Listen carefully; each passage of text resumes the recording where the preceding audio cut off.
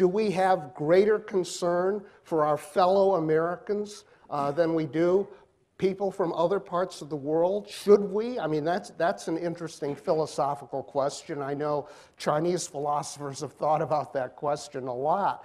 Do you have greater loyalty to your clan, to your nation? Does the nation mean anything in the 21st century going forward? I think it does. I think we have a responsibility towards those people, including, workers that have worked their whole lives and now find themselves unemployed as they're facing retirement and not having enough money for retirement.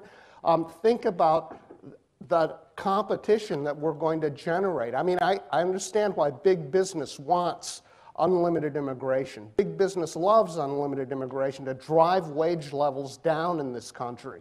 And so they can drive profits up and wage levels down. Yeah, corporate profits are going to go up if that's what we're all about.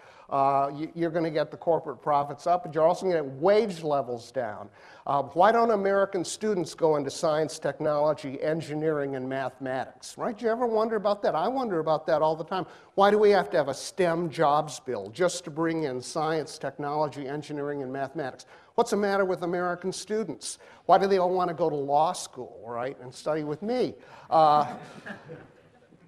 In part, it's because there are all these smart foreign students coming in, and if you're going to go into science, technology, engineering, or mathematics, you're going to have to compete with these smart foreigners coming in.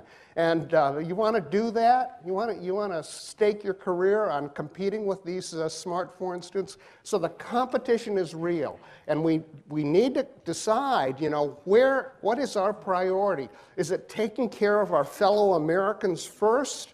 Or is it worrying about the entire world? Can we not take care of our fellow Americans until we take care of everyone in the whole world?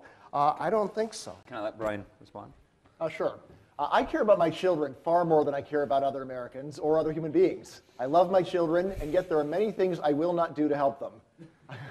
I will not steal from other people to help my children. I won't try to get other kids kicked out of school so my kids can be the best kids in the class. I won't because it seems wrong. The fact that you love someone and care more about them is a reason to make sure that you are treating other people fairly. And that is precisely what immigration laws do not do.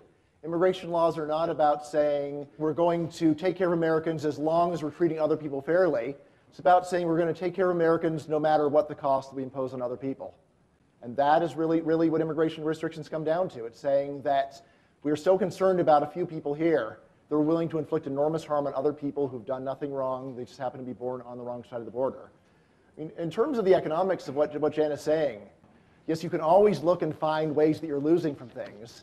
You also need to look at ways that you're gaining, and then you need to add the two up and see what the net effect is.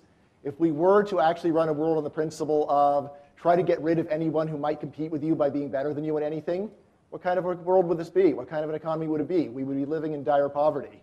We should be glad when there are more talented and skilled people in the country realizing the potential.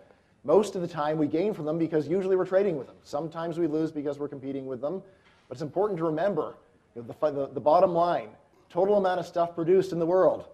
There is very good reason to think that immigration would double the total amount of stuff produced in the world, most of which is going to go not just to corporations, but to human beings all over the planet. Well, let me press you on this, though. So if this is the kind of immigration equivalent of a free lunch, why aren't we taking it?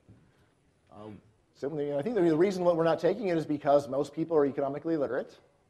So they focus on whatever downsides they can find.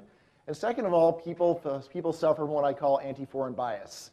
Namely, anytime there's a problem, they look around for a way to blame foreigners. Whenever foreigners are about, they try to find anything negative they can to say about them.